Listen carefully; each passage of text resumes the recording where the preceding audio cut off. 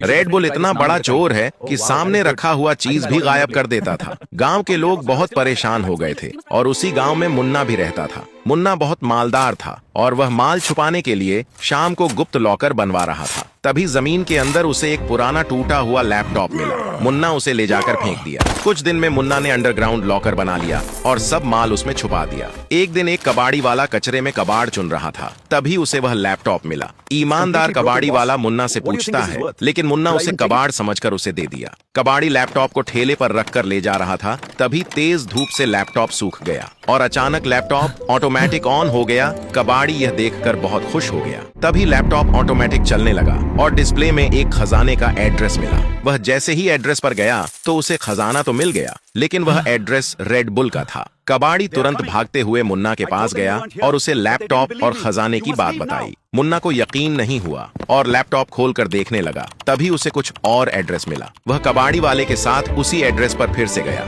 और उसमें से कुछ खजाना निकाल लिया। रेड बुल गोदाम में खजाना चोरी करके भरता रहा और मुन्ना खजाने को खाली करता रहा। मुन्ना का घर खजाने से भर गया और यहाँ गांव और शहर के लोग गरीब होते गए। यहाँ बेटियों की शादी रुक गई थी क्योंकि लड़के वालों को दहेज में गाड़ी और ज्वेलरी की मांग थी। मुन्ना सोचता है, अगर मैं सभी की सीधे मदद करूंगा तो रेड बुल को शक हो जाएगा।